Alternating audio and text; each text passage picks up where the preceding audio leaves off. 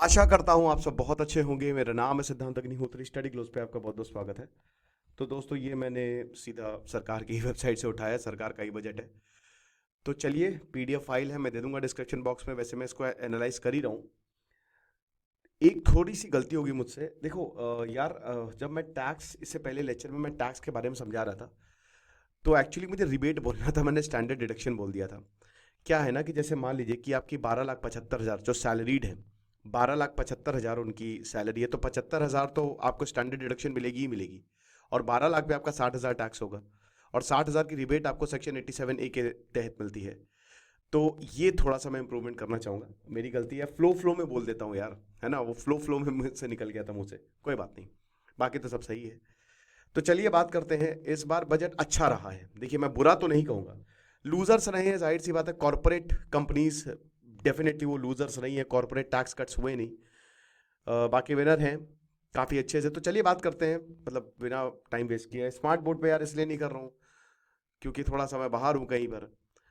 तो सबसे पहली बात आप देख सकते हैं कि यहाँ पे एग्रीकल्चरल, क्योंकि हमारी इकोनॉमी को एग्रीकल्चर चलाता है, तो एग्रीकल्चर के लिए इस बार रिफॉर्म्स भी हुए हैं। एमएसएमई के लिए, इन्वेस्टमेंट और एक्सपोर्ट्स, इन चीज़ों के लिए बोला है। फिर यहाँ पे विकसित भारत, क्योंकि देखिए 2047 तक हमको डेवलप्ड इंडिया बनाना है।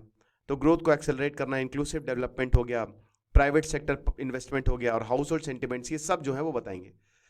तो सबसे पहली बात तो गरीब, यूथ, अन्नदाता और नारी पे यहाँ पे डेवलपमेंट मेजर्स पे, और स्पेशली एग्रीकल्चर में देखिए, हर साल कृषि में आपको डेवलपमेंट देखने को मिलेगा ही। पैसे वैसे डाले ही जाता है कृषि पे, लेकिन अनफॉर्चुनेटली हमारी कृषि नहीं डेवलप कर रही है। अभी कुछ ही महीने पहले, कुछ ही दिन पहले मैंने एआई पे लेक्चर लिया था कि किस तरीके से हम एग्रीकल्चर में एआई ला सकते हैं और उससे रेवोल्यूशन आ सकता है।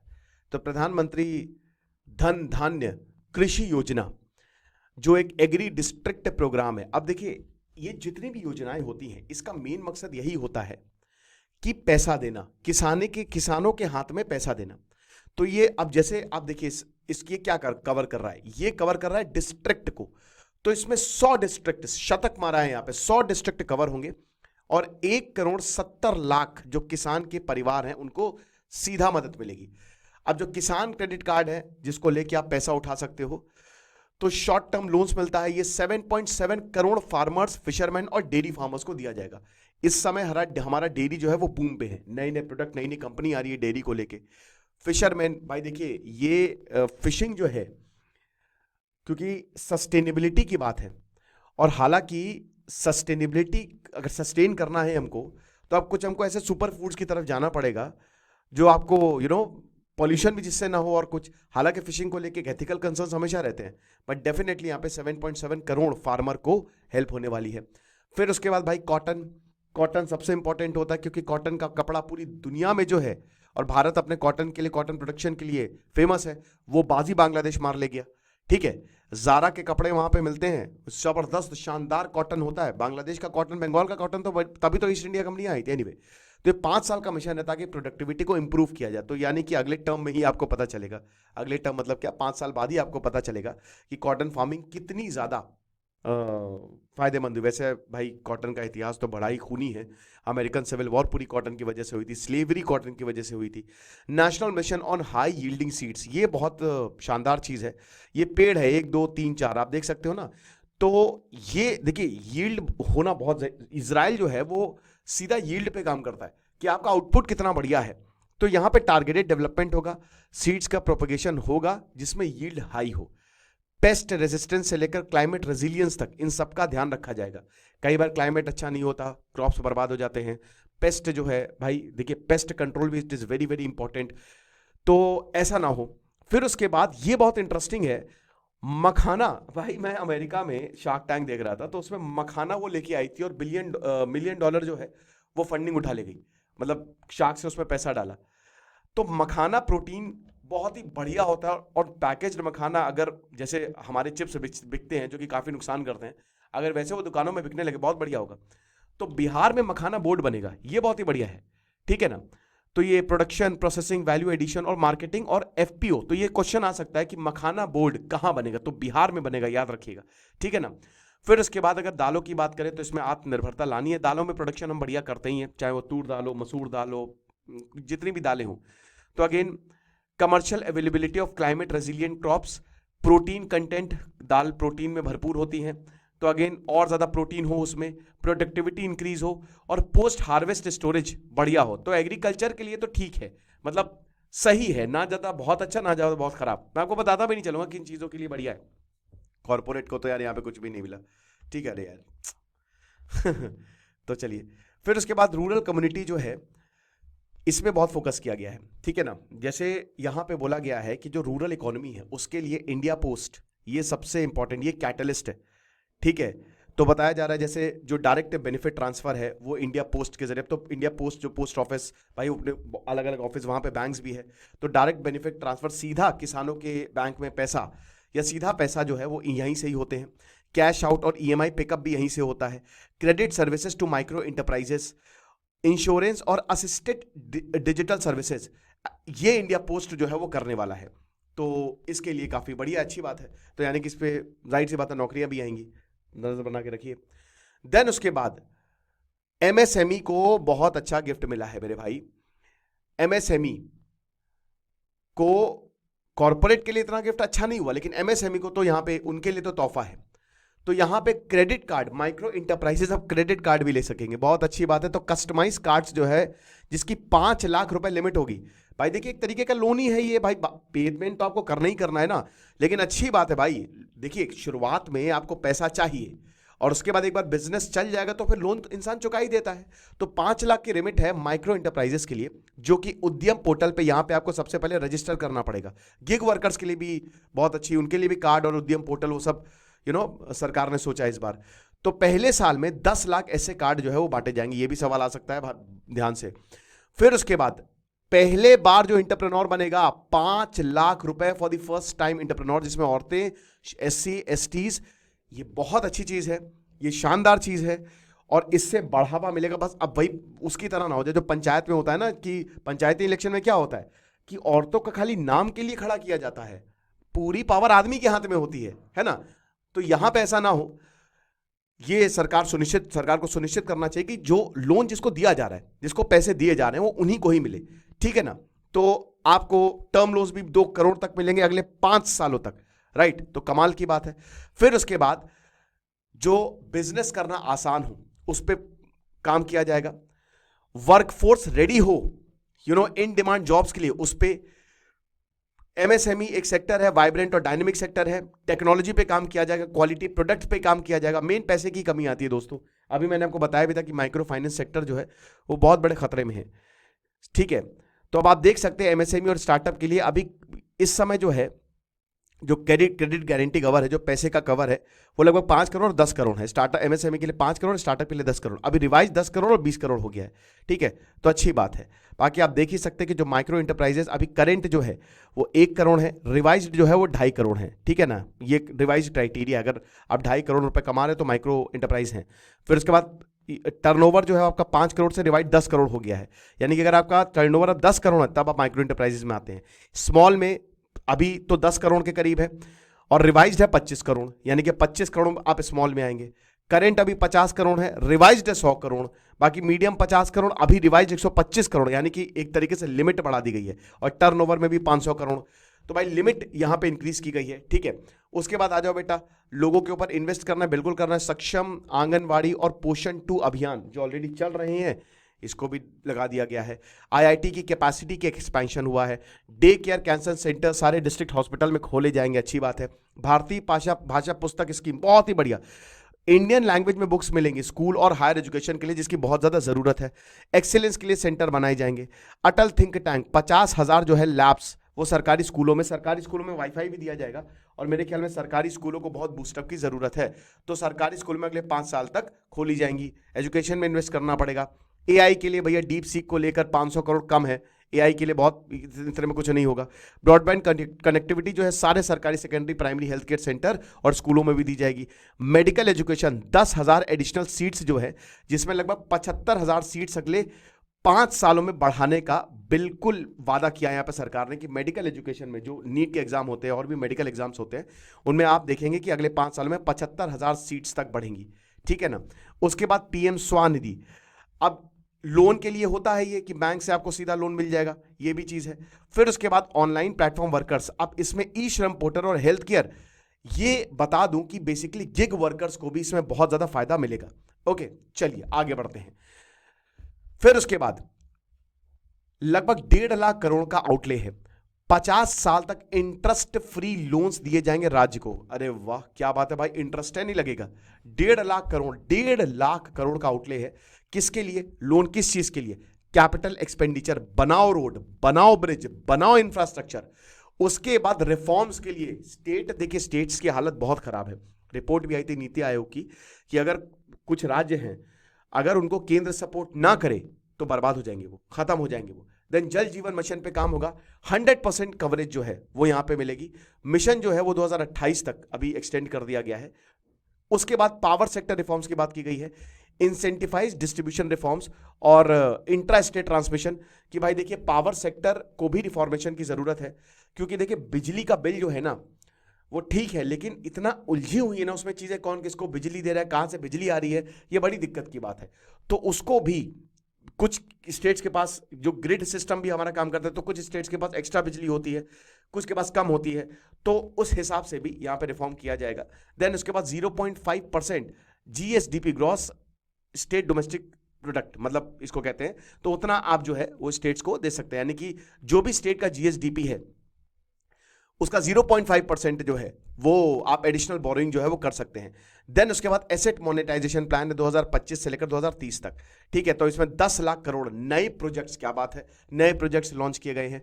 अर्बन चैलेंज है, अर्बन चैलेंज फंड है, इसमें 1 लाख करोड़ के प्रपोजल्स जो हैं वो दिए जाएंगे ताकि शहरों को एज अ ग्रोथ हब बनाया जा सके। अब ये कितना सफल होगा वो तो देखना पड़ेगा। पैसे तो बहुत ज़्यादा दिए दिए जाते हैं, लेकिन ग्रोथ उतनी होती नहीं है। तो वाटर, सैनिटेशन, क्रिएटिव रीडेवलपमेंट के लिए मेरी टाइम डेवलपमेंट फंड, यहाँ पे ये 25,000 करोड़ का कॉर्पस है। लॉन्ग टर्म फाइनेंसिंग यहाँ पे की जाएगी। न्यूक्लियर एनर्जी विकसित भारत के लिए, क्योंकि भाई अल्टीमेटली आपको न्यूक्लियर से ही आगे काम चलाना है, बिजली बिजली सब वहीं पे ही आएगी, तो ये एक्टिव पार्टनरशिप प्राइवेट सेक्टर के साथ की जाएगी।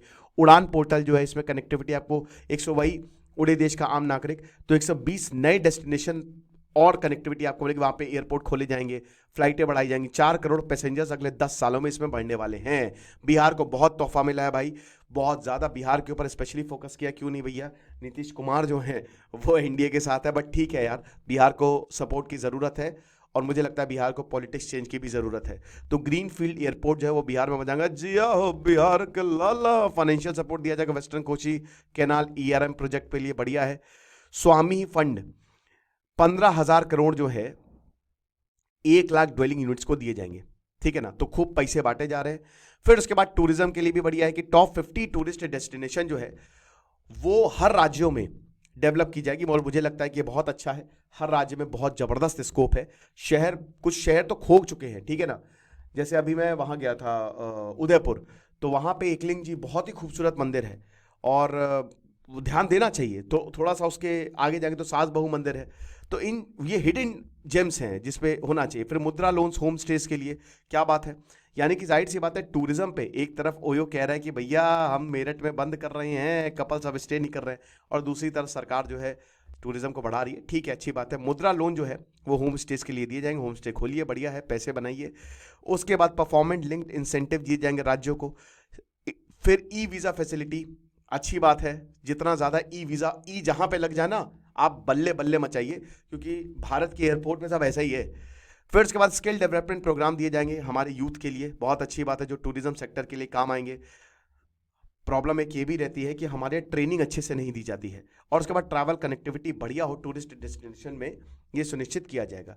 देन उसके बाद लोगों में इकोनॉमी और इनोवेशन, चलो आ जाओ। पीएम रिसर्च फेलोशिप प्रोग्राम है, 10,000 फेलोशिप दी जाएंगी आईआईटी आईआईएससी। तो भैया फेलोशिप की प्रॉब्लम आपकी सॉल्व हो गई, बहुत दिक्कत रहती है। फिर 20,000 करोड़ जो है वो प्राइवेट सेक्टर में लगाए जाएंगे आरएनडी के लिए। देन उसके बाद जर्म प्लाज्म के लिए जीन बैंक बना दिया जाएगा, तो सेकंड जीन बैंक होगा। 10 लाख जर्म प्लाज्म जो है वो सेटअप किए जाएंगे। ठीक है ना। अब देखिए खेती इसी से ही होती है, और आप बैंक में जाएंगे, उसका डेटा आपको मिल जाएगा, चीज़ें बढ़िया हो जाएंगी। साइंटिस्ट के लिए तो मतलब जितने जो भी इस फील्ड में काम करते हैं उनके लिए तो एक तरीके से खजाना है ये। फिर ज्ञान भारतम मिशन जो है वो बनाया जाएगा, ताकि हमारी मैन्युस्क्रिप्ट हेरिटेज को कंजर्व किया जा सके। 1 करोड़ मैन्युस्क्रिप्ट, अरे भैया पहले इंडस वैली मैन्युस्क्रिप्ट को तो, उसकी मैन्युस्क्रिप्ट को तो डिकोड करो यार। नेशनल जियोस्पेटियल मिशन बनाया जाएगा। और एक्सपोर्ट देख लीजिए, प्रमोशन एक्सपोर्ट के लिए कितना इंपॉर्टेंट यहाँ पे स्टेप्स लिए गए हैं कि भारत ट्रेड नेट जो है वो बनाया जाएगा। इंटरनेशनल ट्रेड जो है वो सेटअप किया जाएगा। यूनिफाइड प्लेटफॉर्म है ट्रेड डॉक्यूमेंटेशन के लिए, फाइनेंशिंग सोल्यूशन के लिए। कुछ नहीं करना है, आइए इस भारत ट्रेड नेट पे जाइए, डिजिटल पब्लिक इंफ्रास्ट्रक्चर को देखिए और सारी इंफॉर्मेशन ले लीजिए। उसके बाद एक प्रमोशन एक्सपोर्ट प्रमोशन मिशन भी होगा कि जितना हो सके एमएसएमई को बताया जाएगा। बहुत लोगों को पता नहीं कि बाहर कैसे बिजनेस सेटअप करते हैं, तो पैसे दिए जाएंगे, क्रॉस बॉर्डर फैक्टरिंग होगी, सपोर्ट दिया जाएगा एमएसएमईज को। फिर national framework for GCC global capability centre हम ऑलरेडी हो चुके हैं, और अगले 2 शहरों में जो टियर 2 सिटीज है वहां पर भी जीसीसी बनाए जाएंगे। अभी तो आप देख ही सकते हैं कि पूरी दुनिया में हम ही काम कर रहे हैं, और कौन कौन कौन कर रहा है। गुड़गांव हो गया, बैंगलोर हो गया, ये जितने भी आपके शहर हैं, ठीक है, दिल्ली हो गया, मुंबई हो गया, ये सब जीसीसी सेंटर है। तो अभी टियर 2 सिटी में भी जाएगा। फिर उसके बाद एयर कार्गो के लिए भी वेयर हाउस फैसिलिटी जो है वो दी जाएगी। फ्यूल के लिए देख सकते हैं कि फाइनेंशियल सेक्टर रिफॉर्म जो है, डेवलपमेंट है, उसमें ग्रामीण क्रेडिट स्कोर जो है वो देखा जाएगा, ताकि जो सेल्फ हेल्प ग्रुप है, ठीक है ना, जो कि गांव में बहुत ज़्यादा काम करते हैं और लोग जो गांव में काम करते हैं, उनका क्रेडिट स्कोर देख के उनको पैसे दिए जाएंगे, ठीक है ना। उसके बाद एक पार्शियल क्रेडिट एडवांसमेंट फैसिलिटी, एक तरीके से पैसे देने की फैसिलिटी यहां पे बनेगी। फिर सेंट्रल केवाईसी रजिस्ट्री बनेगी जो कि 2025 में रोल आउट होगी। एफडीआई लिमिट जो है इंश्योरेंस सेक्टर के लिए, भाई ये बहुत बढ़िया है, 74% से 100% कर दी गई है, ये बहुत शानदार है। इंश्योरेंस सेक्टर बहुत बढ़िया है इस समय। टैक्स रिफॉर्म, भाई न्यू टैक्स, हाँ ये भाई इनकम टैक्स एक्ट 1961 को बदला जाएगा, और अगले हफ्ते नया इनकम टैक्स बिल आएगा। उसमें सबकी नजरें होंगी, सबकी नजरें। निर्मला सीतारमण ने ये बहुत बहुत बहुत बड़ा ऐलान किया है कि नया टैक्स बिल आने वाला है। तो एक तरीके से अब शायद टैक्स रिफॉर्म होगा, वो तो देखना पड़ेगा। और रेगुलेटरी रिफॉर्म के लिए हाई लेवल कमेटी बनाई जाएगी, ठीक है ना। तो ये सारी चीजों की जन विश्वास बिल 2, तो 100 प्रोविजंस आएंगे। ये जन विश्वास बिल 2 इसका नाम होगा टैक्स रिफॉर्म का। तो 100 से ज्यादा प्रोविजन आएंगे वेरियस लॉस के लिए, ताकि चीजों को बेहतर किया जा सके। अभी तो डायरेक्ट टैक्स था, अब इनडायरेक्ट टैक्स प्रपोजल्स देख लो, तो इसमें रैशनलाइजेशन की बात की गई है। भाई देखो, इनडायरेक्ट टैक्स में तो इतना कुछ नहीं है, ठीक है, लेकिन ये है कि custom tariff structure industrial goods के लिए होगा, तो 7 टैरिफ रेट्स जो है वो हटा दिए गए हैं। अब एक से ज्यादा सेस क्या होता है, सरचार्ज क्या होता है, टैक्स ऑन टैक्स, ठीक है ना। सो एक से ज्यादा सेस या सरचार्ज नहीं लगने वाला, ठीक है। और उसके बाद फिर इफेक्टिव ड्यूटी की अगर बात करते हैं तो उसके हिसाब से इक्विवेलेंट सेस लगना चाहिए। फिर सेक्टर स्पेसिफिक प्रपोजल्स देख लीजिए, मेक इन इंडिया, इसमें LED, LCD, TV, textile, capital goods, lithium ion battery, तो जो आपका ईवी है, ये सारी चीजें जो है वो सस्ती हो गई हैं एक तरीके से, ठीक है।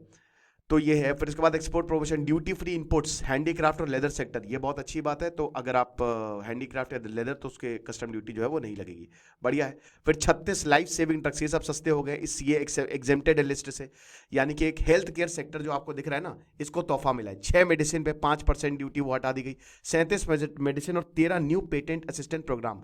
तो हेल्थ सेक्टर को आप देख रहे हो कि बहुत जगह से टैक्स जो है वो हटा दिए गए। डायरेक्ट टैक्स प्रपोजल्स आप देख लीजिए, डायरेक्ट टैक्स प्रोग्रेसिव टैक्स है, इनडायरेक्ट रिग्रेसिव है। जीएसटी के स्लैब में कोई बदलाव नहीं किया गया है, लेकिन डायरेक्ट टैक्स में वही है कि भाई इंटरनेशनल ट्रांजैक्शन क्या है, उसका प्राइस कितना है, ठीक है, पिछले अगले 3 सालों में सब कुछ, मतलब जो भी इंटरनेशनल ट्रांजैक्शन हो रहा है, तो एक स्कीम इसको लेकर लॉन्च की गई है ताकि ईज ऑफ डूइंग बिजनेस जो है वो हो सके।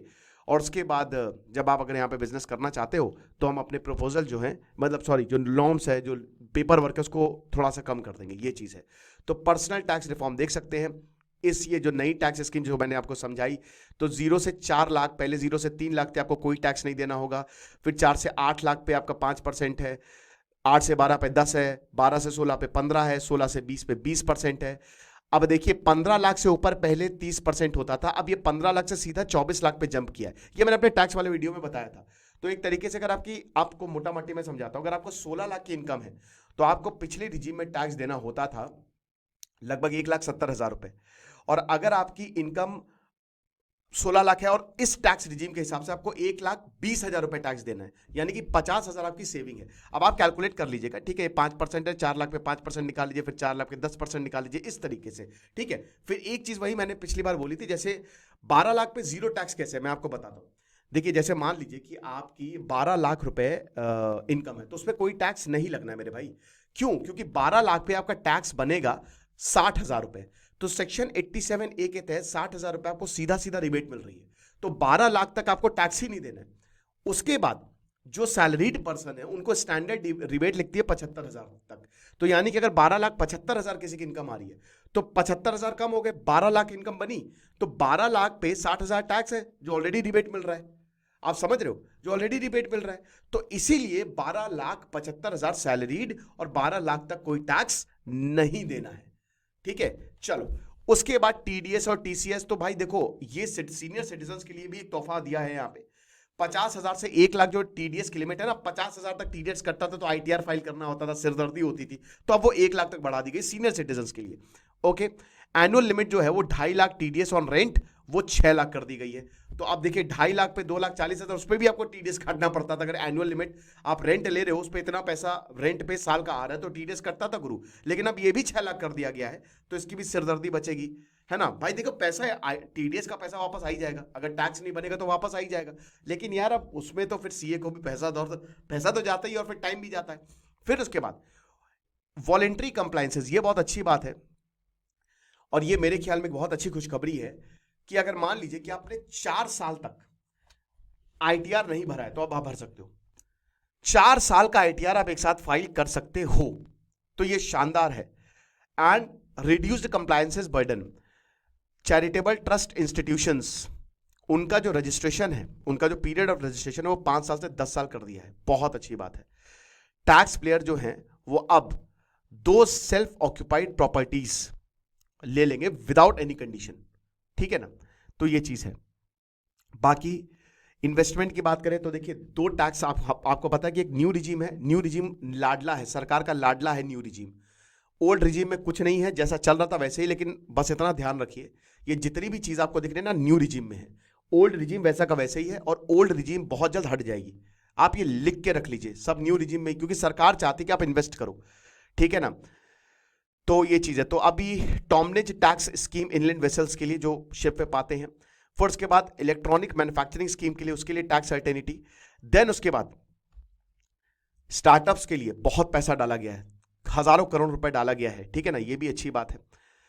अब देखिए कहां कहां से पैसा आता है तो सरकार ने ये भी बता दिया है भाई। देखिए कॉर्पोरेशन टैक्स में मैं क्या बताऊं, उसको वहां पे कोई छूट नहीं है, मैं आपको आखिरी में बताऊंगा विनर और लूजर्स क्या है, परेशान मत होइए। तो इनकम टैक्स से सरकार को 22% आता है, एक्साइज ड्यूटी से 5% आता है। देखिए सबसे ज्यादा पैसा इनकम टैक्स से ही आता है 22%। अब सरकार ने बताया है कि जो हमने टैक्स रिफॉर्म हुआ हमको 1,60,000 करोड़ का लॉस होगा, तो होना भी चाहिए मतलब भाई मिडिल क्लास जरूरी है ना ये। तो सबसे ज्यादा इनकम टैक्स में 22% पैसा, फिर जीएसटी से 18% पैसा आता है, फिर कॉर्पोरेशन टैक्स में 17% पैसा। तो अगर आप इनकम टैक्स और आप ये जीएसटी और आप ये कॉर्पोरेशन टैक्स मिला दो तो आधे से ज्यादा पैसा 57% लोगों से, कंपनी से आता है, आप समझ रहे हो। तो लोग और कंपनी मिलकर आधे से ज्यादा पैसा देते हैं।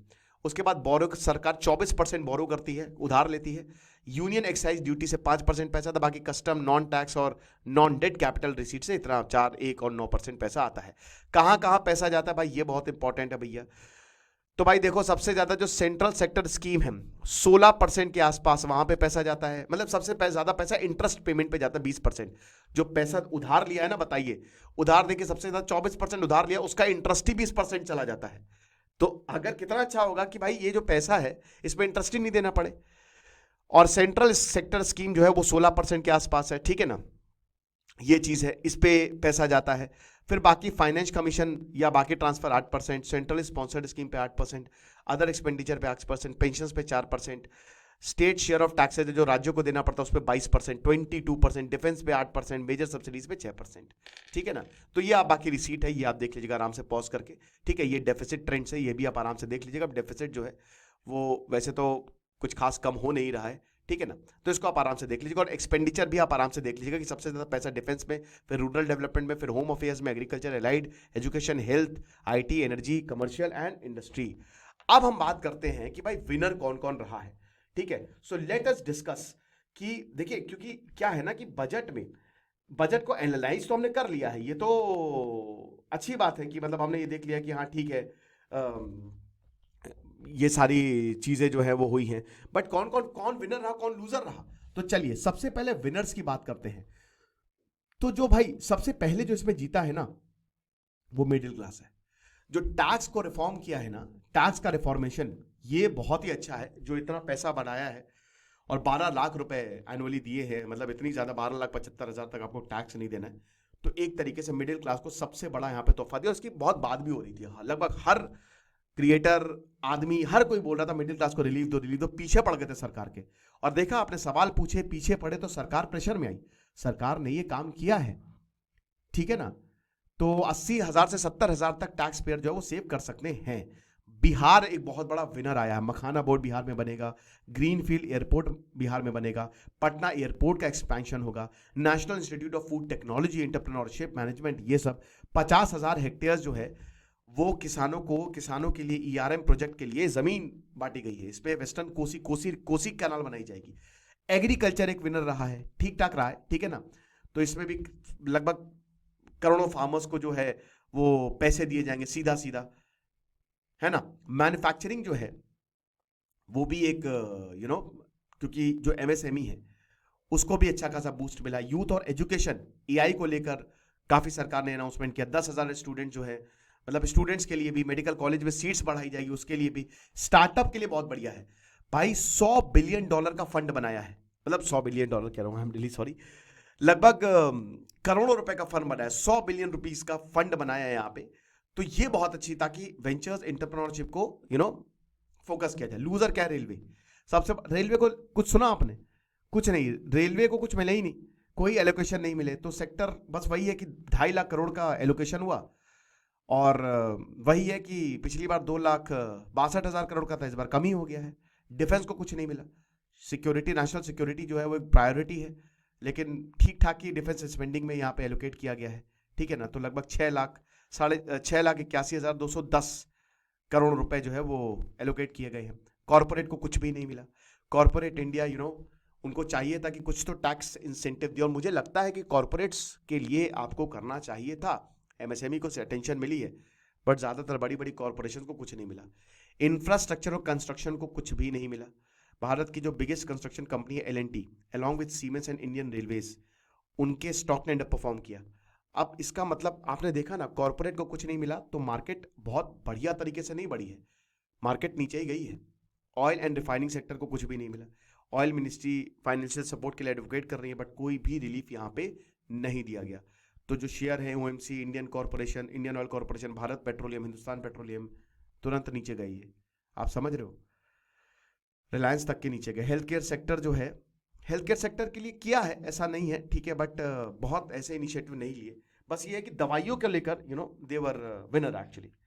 तो ये लेक्चर था, ठीक है। आई होप समझे होंगे आप बजट को। अब इसको हम तोड़ेंगे अच्छे से, और टॉपिक वाइज जो है वो डिस्कशन होगा। आपको क्या लगता है आप मुझे कमेंट बॉक्स में जरूर बताएं। इसकी पीडीएफ आपको सरकार की वेबसाइट या मैं नीचे ही डाल दूंगा। Thank you so much.